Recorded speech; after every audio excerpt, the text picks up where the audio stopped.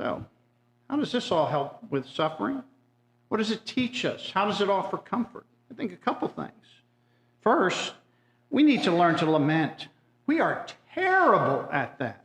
And I'm not talking the repeating words of the psalmist necessarily, but Job's focus for 30-some chapters is lamenting. Lamenting. He complains, he pleads, he demands that God shows up and answer. He even says, hey, I just need to get in front of you to make my case. And the heart of his complaint is that Job is silent, or that God is silent and unresponsive. Chapter 13. Why do you hide your face from me? Why do you consider me your enemy?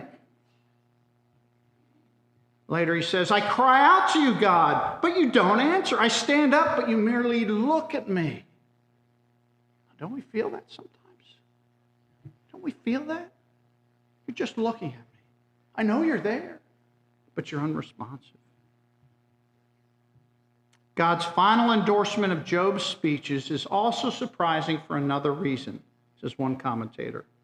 It silences the sanctimonious talk of those who remind us of the inscrutability of God and smugly say, it's not up to us to question the ways of the Almighty.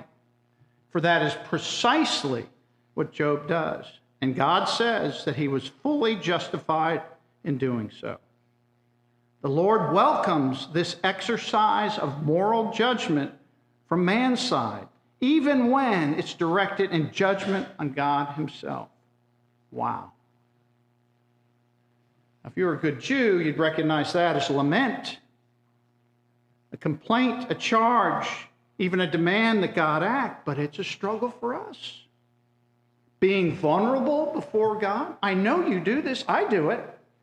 Really like to tell you what's going on in here, God, but I'm too scared you'd find out. Really? Right? And the kind of God we have knows every thought and every heart, but we are so hesitant to be vulnerable. Our Christian tradition does not do well in laments. We've been trained not to speak in such pejorative terms against God. And yet this is something Job has no problem doing. This is something the psalmists have no problem doing. This is something the prophets have no problem doing. Why do we? When we've got a better assurance in Jesus, a better assurance, a great assurance of his committed, steadfast love. And this is vital that we learn how to do it. Absolutely vital.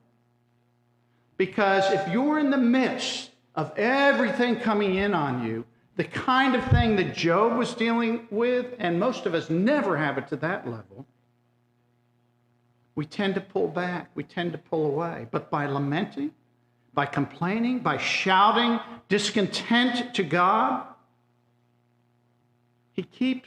Job keeps his relationship with God alive. This is how in the midst of unjust, undeserved, unmerited suffering that we're going through, we're wondering why God's not acting. This is how we keep our relationship with God alive. You know, the opposite of love is not hate, right? It's indifference. Indifference. If your teenager looks at you and says, I don't like you, I'm mad at you, that's a compliment. Your teenager saying that to you, you know what that means? That your relationship with your teenager is such that they trust you enough that they can be honest with you. And the problem with indifference is it leads to irrelevance and a lost relationship, a lost faith. The question is, do you trust God enough to complain to him? To tell him what you really think? Brendan Manning says the deep resistance to making ourselves vulnerable, so naked, so totally unprotected is our implicit way of saying, Jesus, I trust you, but there are limits. Do you trust God enough to lament? Do you trust God enough to lament? Be angry at God. Express it. Don't bury it. This is how you trust God in suffering. I said to the wife of the man that's battling this terminal brain tumor, I said to her several months ago when I met with her, I said, just find comfort. God's with you. Jesus loves you. And she looked at me and said, I don't feel that. Certainly doesn't look that way. And I kind of was taken back because she's been a faithful Christian for many, many years. But you know what? She's right. She's right. It doesn't feel like that. It doesn't look like that. And she needs to lean into that, express that to God and even others. We need to encourage that. It keeps the relationship open. And don't you dare run to the end of chapter 42. Take people to the end of chapter 42 where Job has been blessed with new kids, new house, and great prosperity.